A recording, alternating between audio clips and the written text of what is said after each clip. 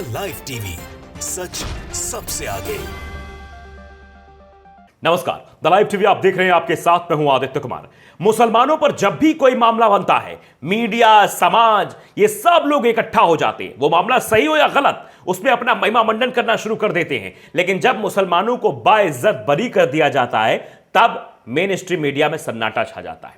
तब कहीं भी आपको खबर नहीं दिखाई जाती है, लेकिन हम वो खबर आपको दिखा रहे हैं। दरअसल ऐसी कई सारी खबरें हैं, लेकिन आज जो खबर आपको दिखाया जा रहा है वो केरल से है। केरल में 5 मुसलमानों को 13 साल बाद रिहा कर दिया गया है, क्योंकि सबूत पर्याप्त नहीं थे।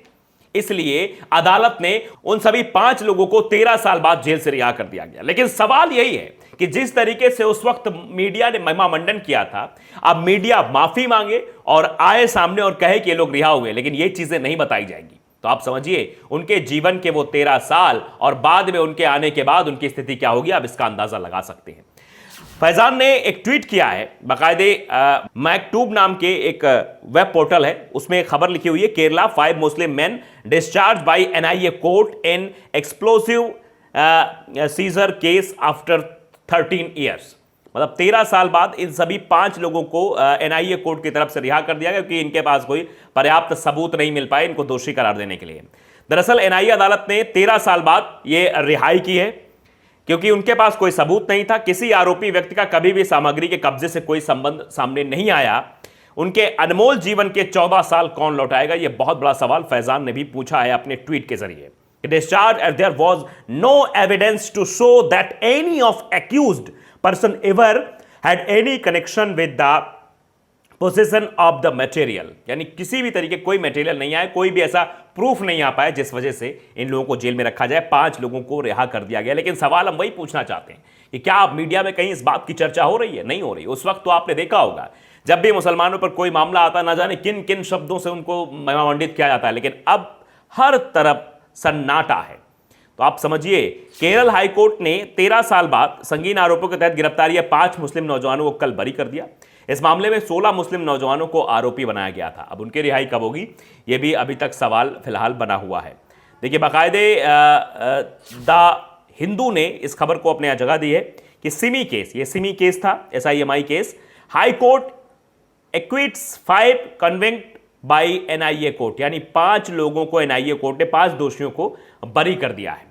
केरल उच्च न्यायालय की एक खंडपीठ ने 2006 में अलुआ के पनाईकुलम में प्रतिबंधित संगठन student Islamic movement of India यानी कि सिमी की गुप्त बैठक आयोजित करने से संबंधित एक मामले में एनआईए की विशेष अदालत द्वारा दोषी ठहराए गए और सजा पाए गए 5 लोगों को शुक्रवार को बरी कर दिया गया है।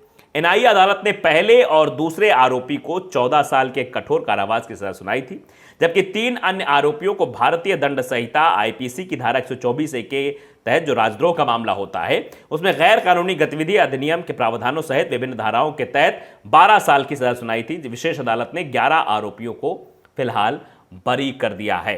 न्यायमूर्ति AF शफीक की अध्यक्षता वाली खंडपीठ ने जिन लोगों को बरी किया उनमें इराटुपेट्टा पहला आरोपी जो है, जो 5 लोग जो बरी हुए उनको बता रहे हैं, किराट पोट्टा है जो शादुल्ला के रहने वाले हैं, उनका नाम हारिस अब्दुल करीम भी कहा जाता है। इराटपुट्टा के अब्दुल रासिक जो कि दूसरे आरोपी हैं, अलुआ के अंजार नदवी ये तीसरे हैं जिनको रिहा किया गया है, पनाईकुलम के निजामुद्दीन और इराटुपेट्टा के शम्मास, ये 5 लोग हैं जिनको कोर्ट की तरफ से रिहा कर दिया गया है। अभियोजन पक्ष का आरोप था कि उन्होंने 15 अगस्त 2006 को पनाईकुलम में एक सिमी की एक गुप्त बैठक का आयोजन किया था, जिसमें अन्य आरोपियों ने भी भाग लिया था, जो अन्य लोग हैं।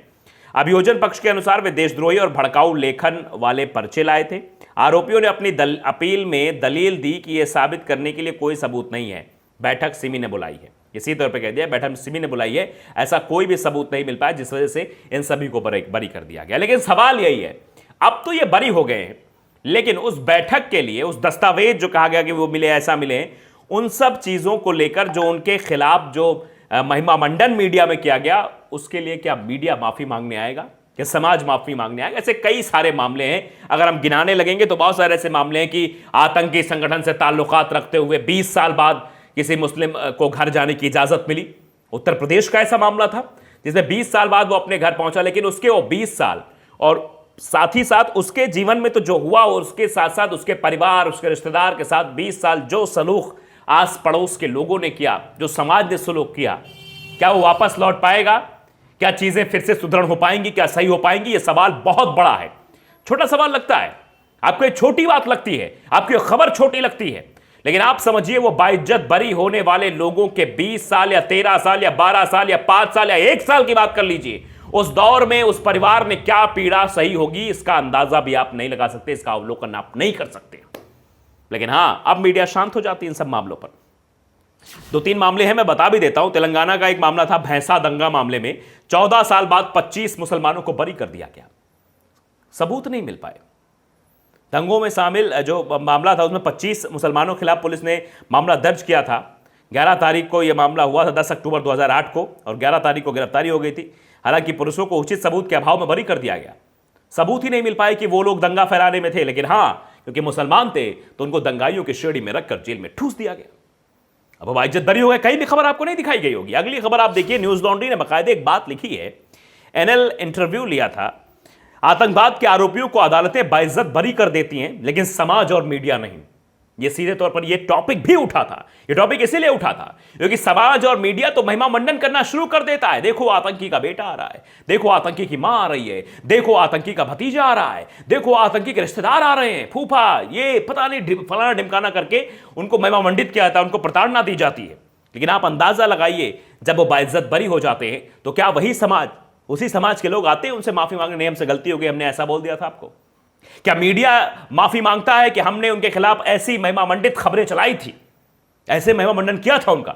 नहीं चलाई जाएगी, नहीं दिखाई जाएगी। तो यही बात लिखी गई है। बाइज्जत बरी किताब में उन मुसलमान नौजवानों की कहानी दर्ज है।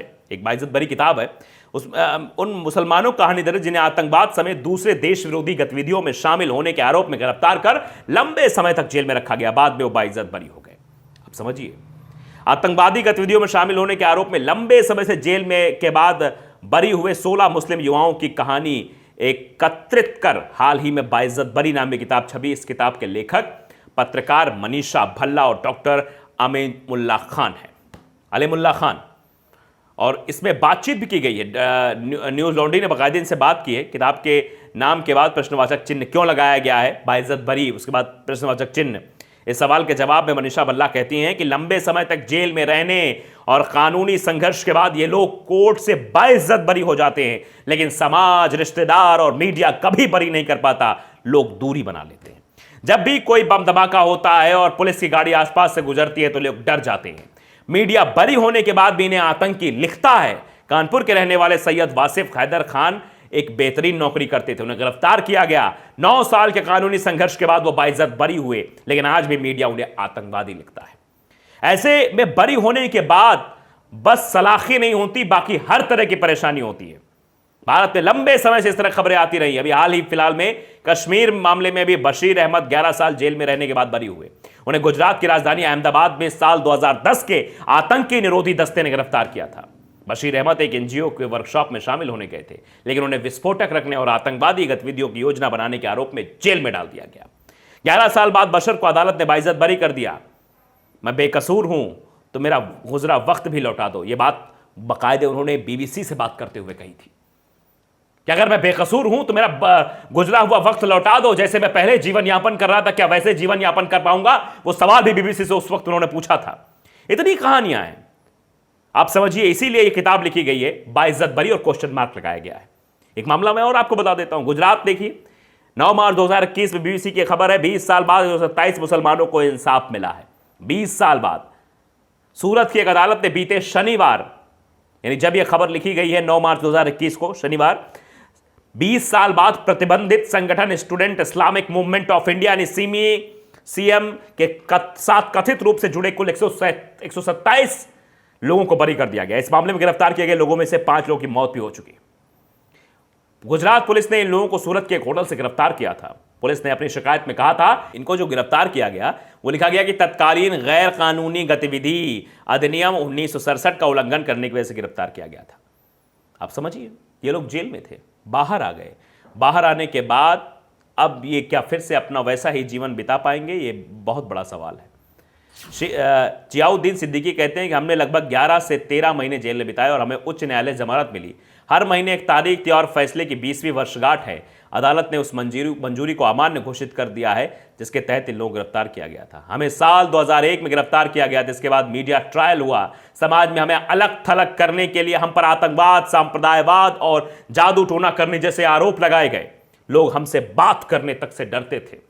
कुछ लोगों को नौकरी से निकाल दिया गया। कई लोगों के व्यवसाय प्रभावित हुए। पारिवारिक समस्याएं पैदा हो गई। बच्चों की शिक्षा पर सवाल उठाया गया। मुझे हर महीने यहां आना पड़ा और 20 साल तक ये सब चला। फिर आज अदालत ने कहा कि आप निर्दोष। जब हम पर आरोप लगाए गए हम तब भी निर्दोष थे और हम आज भी निर्दोष हैं, ये बात लोग कहते हैं। तो अंदाजा लगाइए, क्या उनके जेल में कटे वक्त, पुलिस द्वारा उन्हें गिरफ्तार करने के बाद समाज और मीडिया का महामंडन, क्या उनके वो गुजरे दिन वापस लौटा सकता है? जवाब आएगा नहीं, और ना ही कभी ऐसा हो सकता है। तो कभी किसी के खिलाफ कुछ करने से पहले सोचा नहीं जाता है, और खास तौर पर मुसलमानों के खिलाफ। ऐसी कई खबरें आती हैं लेकिन खबरें दिखाई नहीं जाती। मेन स्ट्रीम मीडिया ने दबा देता है। आप अंदाजा लगाइए किस तरीके की साजिश देश में हो रही है और कैसे मुसलमानों को प्रताड़ित किया जा रहा है। लाइव टीवी को अगर आपने सब्सक्राइब नहीं किया, सब्सक्राइब जरूर करिए, बेल आइकन दबाइए ताकि सच खबर आप तक पहुंचती रहे। नमस्कार। द लाइव टीवी, सच सबसे आगे।